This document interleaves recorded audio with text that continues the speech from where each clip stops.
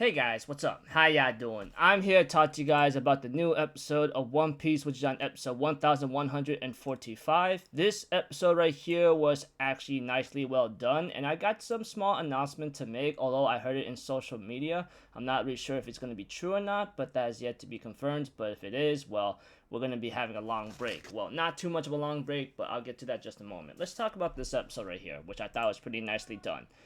And we have to it that Luffy is excited to see Dory and Brogy, but before I get into those scenes, let's get to these other scenes first and get them out of the way because they've been playing all over the place. When it comes to Zoro versus Lucci, we have to it that Jinbei shows up with Sanji and Vegapunk's like deceased body. We have to it that they end up escaping despite Lucci. He looks like he was ready to fight, but we have to it that Marcus Mars, the bird devil fruit eating user, ends up showing up and Jinbei and Sanji make their runaway. We have to it that Marcus Mars in his Devil Fruit awakened form asks Rob Lucci some questions. Rob Lucci answers many questions as best he can about Zoro and Jinbei escaping, and 5 of the Straw Hats are and 2 Vegapunks are preparing to escape at the real entrance of the lava phase. And let's see here, Vegapunk's like Greed Sin York is like tied up in the building somewhere, and later on we have to it that he answers every other question that could be very useful. Rob Lucci asks Marcus Mars to spare his injured partner that could still be in the control room, and we have to it Marcus Mars is like, well, that's gonna be hard because insects are sometimes crushed despite one's efforts. I'm like, wow, dude, pretty brutal, but this just shows what kind of like Gorosei, what kind of person they are in terms of what the Gorosei are in terms of personality. Now, let's get to another scene when it comes to like when it comes to Usopp and the others trying to get the Thousand Sunny moving, and we have to Jinbei and Sanji are on the way right now. And of course, when it comes to like Bonnie and the others, they seem to be doing fine, but not really entirely because now she's like what you may call it, is now confronting like a couple vice admirals saying that we're not letting you aboard the ship, and with Atlas and Kuma. And we have to it that when it comes to Luffy with Dory and Brogy facing off against freaking Topman Warkery, the freaking like pig looking like devil fruit monster, and of course Saint Saturn J. Garcia, or J. Garcia Saturn, in his Spider Demon Devil Fruit monster form. We have to it that Dory and Brogy talk about how to handle these people, and as for Kizaru, he is pretty much out for the count, and we get to see that Dory and Brogy make the signal to like, let's get the hell out of here, and Topman Warkery ends up making the signal of his own Haoshoku no Haki, a definite freaking crazy roar of Haoshoku no Haki, to make sure to let everyone know not to let them escape, but unfortunately knocks out some Marines that aren't very strong-willed. You get the idea. If you are a manga reader or an up-to-date anime watcher and watch this episode, you understand. Other than that, we get to see like that Topman Warkery and Saint J. Garcia Saturn promises to kill them because they'll be erased off the map, especially Luffy the most because he is like, what you may call it, possibly Joy Boy or the sun god Nika in that form, which apparently is what they've been trying to avoid seeing him awaken or evolve in other cases. We have to it that Dory and Brogy manages to push back Topman Warkery, even though he seems to be stronger and had blades on his tusks.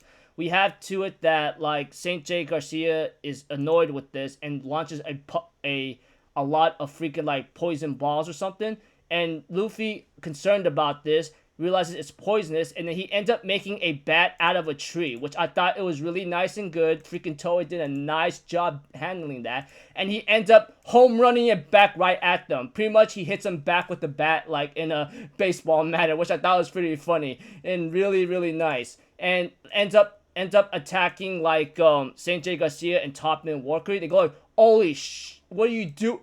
When they see like see them coming right at them, they go like, what the hell? Are you freaking serious? And later on, they go like, dude, are you kidding me? And they end up getting like, what's the word? Gets hit by those poison balls that Luffy thought, but they exploded. But they say, we gotta get the hell out of here. We gotta get the hell out of here, though. Because these guys, no matter how many times I freaking kick their butts or hit them, they freaking, like, come back up and regenerate. They're, like, freaking immortal, dude. Almost impossible to kill them. So, in other words, yeah, they are trying to make their escape. And along with everyone else, as for Vegapunk's message, it's about to be presented to the world. And York is greeted by freaking, like, Marcus Mars and asks where's the room on the monitor thing.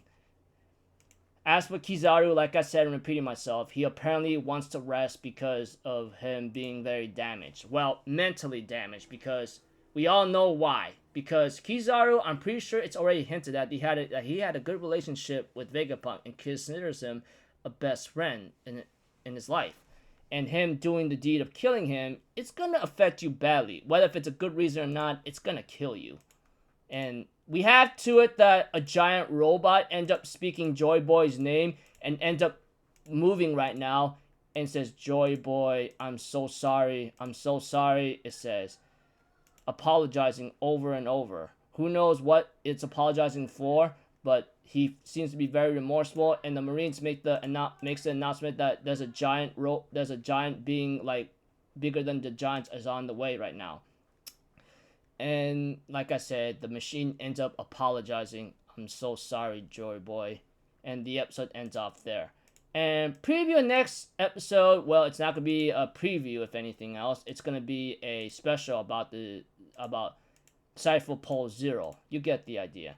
Anyways, that aside, thought the episode was really well done. Now, if I remember correctly, there was an announcement that was given to me by, there was an announcement on social media that was given to me on X, or formerly Twitter, that One Piece will be on break for about 2 weeks. So next week we won't have the special of the Cypher Pole Zero, but a break. But that after that next week, which apparently is after October 5th, which apparently will be on break, and then on October 12th we will be having the special of Cypher Pole Zero, if I remember correctly.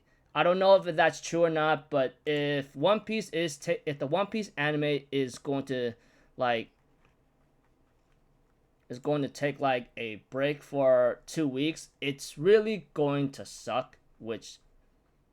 It's really going to suck. Apparently, I mean that stinks, but it is what it is. We can't complain too much, considering that if they are catching up to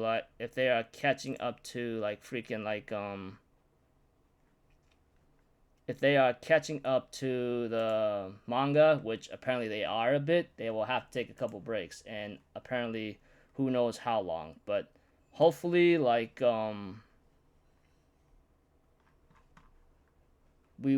hopefully it'll be worth it. I mean, that is yet to be determined. So if anything else, that's what I did, people. I'll see you guys in the next video. I'm Fazito. Have a good day, and I'll see you guys next time. All right, peace out. Bye bye. Toot toot.